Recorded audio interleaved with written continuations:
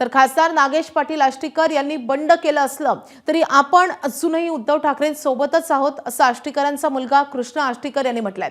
सुषमा अंधारेंनी आमच्या खासदाराचा उल्लेख केलेला होता, सुषमा अंधारेंनी आमच्या खानदानाचा उल्लेख केला होता, ते ऐकून वाईट वाटलं असंही ते म्हणाले।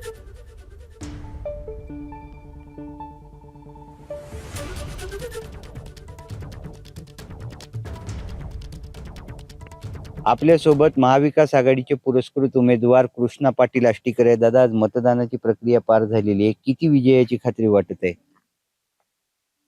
माझ्या चेहऱ्याकडे पाहून आपल्याला काही शंका वाटते का?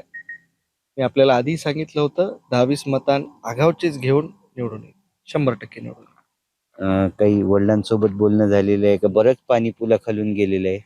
ज्या दिवशीपासून त्यांचा फोन बंद आहे त्या दिवशीपासून माझा आणि त्यांचा संपर्क कुठल्याही माध्यमातून नाही झालेला आहे। नागेश पाटील आष्टीकरांवर सुषमा अंधारे यांनी घणाघात केलेला आहे, तुम्हाला देखील दुरुस्त आणि चतुर असं त्यांनी शब्द वापरलेले आहेत।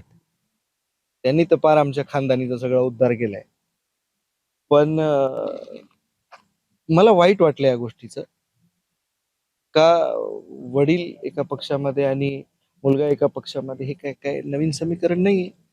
दोन वेगवेगळ्या विचारधारा असू शकतात। आजोबर हे सगळं बाजूला ठेवूया, अजून माझे वडील तिकडे गेलेत का हे सुद्धा सिद्ध झाले नाही।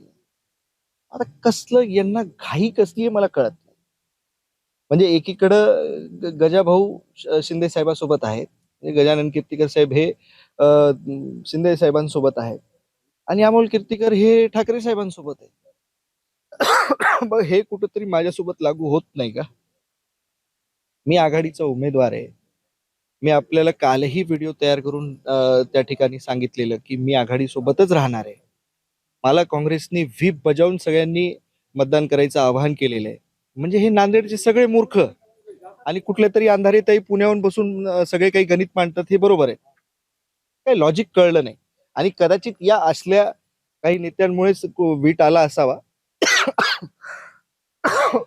सॉरी, जरा त्रास होतोय कारण कंटिन्यू बोलतोय सकाळपासून, पण कंटिन्यू असं काहीतरी चालवणे एकदाच मी समजू शकतो की ते कुठल्या तरी गोष्टीमध्ये व्यक्त झाले असतील, पण माझ्यावर विनाकारण व्यक्त व्हायचं कारण नव्हतं। एबीपी माझा, उघडा डोळे बघा नीट।